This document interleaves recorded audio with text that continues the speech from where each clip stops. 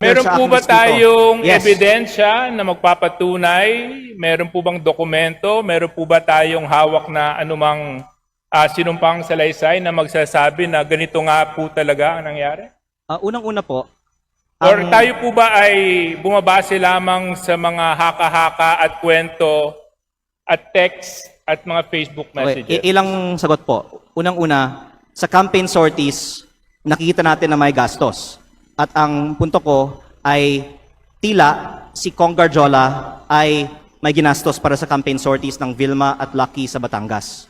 Pangalawa, ang leaders ko sa Batangas, ayon sa aking isinalaysay, ay nakatanggap ng pera galing kay Congressman Garjola at ito po ay para ikampanya ang Vilma at Lucky pero galing kay Congressman Garjola. At pangatlo, magpatawag na lang tayo ng pagdinig sa Kongreso para ang mga ibang mga politiko sa Batangas at hindi ako ang pwedeng tumistigo tungkol dito. Mr. Speaker, tayo po ay nahalal bago 2025. Taon po ngayon ay 2026. Kung talaga pong may mga ganong nangyari na maanomalya o questions of irregularities during the campaign, were the proper cases filed in COMELEC? Were ethics complaint filed in Congress? Why are we now standing here insinuating all sorts of illegal acts that happened in 2025 when so much time has passed? Unang-una Now po, I question, Mr. Speaker, the timing of all of this.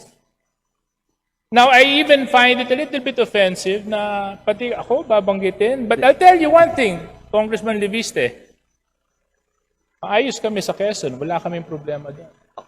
ang sinasabi ko, In fact, kami mas nagkakasundo mababa at ang gastusin sa nagkakaisa. Quezon. Walang Uy, kalaban ka naman sa nakarang eleksyon di ba? Congressman Leviste, Mr. Speaker, I'm sorry. I'm supposed to be respecting Please, our rules. address the Mr. Speaker, unfortunately, I do not abide by comments of the good congressman from Batangas. I think it's totally uncalled for and baseless. And in fact, it's downright hearsay for him to make such allegations. And if indeed he has factual basis in anything and everything that he is saying, there were proper forums to do the same, to act on those allegations, to make the necessary complaints. Why now? Why here? Mr. Speaker. First of all, I would like to manifest that I appreciate the help that Deputy Speaker Suarez has extended to me in my first term as a advisor and mentor. And I did not mean any disrespect earlier by mentioning that. My point was that mas mababa ang gastusin sa Quezon at Batangas at sa Calabarzon kumpara sa ibang mga rehiyon. Pero ang punto ko ay hindi ang ginagastos sa election kung hindi ang pinanggagalingan ng gastos na ito. Lalo na kapag lantaran ang kontraktor ay nasa campaign sortie at ako nga ay may personal na karanasan na si Garjola ay gumagastos para sa kampanya ni Vilma at Lucky. Mr. Speaker, But in terms of your question, why now? I would like to say that my focus has been on transparency and accountability on corruption in the DPWH and the flood control investigations. Kasi hindi sapat na i-disqualify natin ang mga ang mga kandidato na may vote buying sa mga eleksyon. Dapat kasuhan para sa pagnanakaw ang mga politiko kapag sila ay nahalal na. Kaya yun ang inuna ko, yung pananagutan sa korupsyon sa DPWH. Pero kung pwede ko pong banggitin din, ako po ay hindi sinungaling. Ayokong bulahin ng taong bayan. Lahat tayo dito sa plenaryo ngayon ay may kaalaman na talamak ang vote buying at umaabot sa daan-daang milyon on average at minsan bilyon-bilyon ang mga kampanya ng mga kandidato sa Pilipinas. Kaya kung sino man dito ang magtatayo at nagsasabi na kasinungalingan ang sinasabi ko na umaabot sa daan-daang milyon, at the very least ang ginagastos ng ibang mga kandidato na nandito sa plenaryo ng Kongreso ngayon, hindi ako mahihiya na magsabi na sila ang sinungaling at ako ay nagsasabi ng totoo. Pero hindi ko balak buksan ng itong issue ngayon. Ang binubuksang issue ko ngayon ay bakit ang kontraktor ang lantarang gumagastos para sa kandidato, meron bang kapalit ang ginastos ng kontraktor na ito? Mr. Speaker. Deputy just- Speaker yeah. Suarez, please One- respond and we will wrap Yeah. up because One the 10 question minutes lang. has already expired. Please take note, Majority Leader. My colleague from my neighboring province of Batangas was right when he said that mag-iba siguro yung probinsya namin. Gusto ko lang malaman dahil sinabi niya mas mataas ang gastusan. Magkano po bang ginastos mo sa eleksyon mo? Actually, nasa Facebook po, namimigay ako ng libreng school supplies, ng libreng bigas pag may kalamidad, ng Christmas package, lahat po yan, personal ko pong gastos pag walang eleksyon. Magkano po?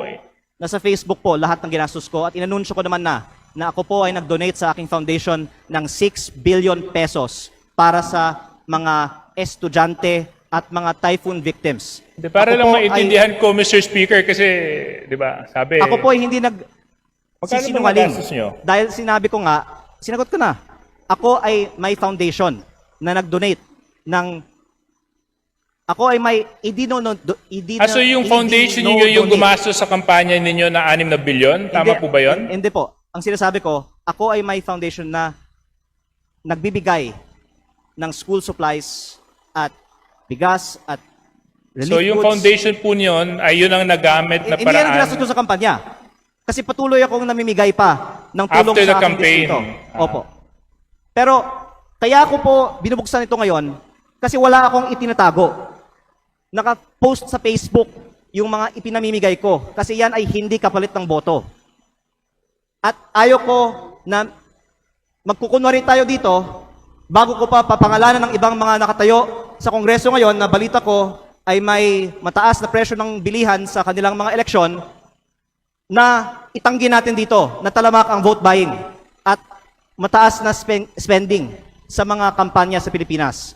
Ang pinupunto ko lang po ngayon ay sa mga nakalap kong impormasyon, si Garjola ang gumastos para sa mga rekto sa Batangas. Please wrap up, honorable members. Yeah, I'm Final just... response. Yeah, Mr. Speaker, thank you very much for the time. Medyo nalito lang ako.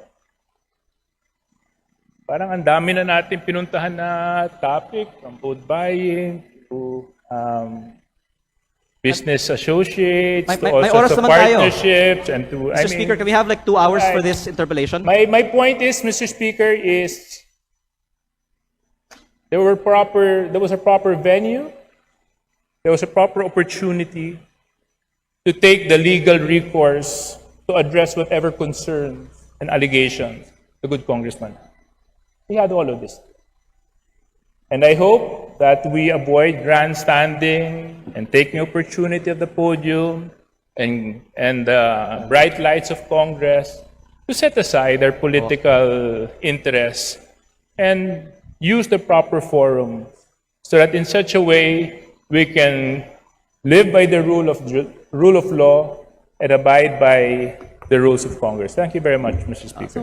Majority Leader. Mr. Speaker, would like to recognize Congressman Terry Don of Bicol Sarok. Yeah. Before Mr. we Speaker, point of order, I finish believe this, I'm still since the time is interpolating. expired, the Honorable Ridon is given a few minutes.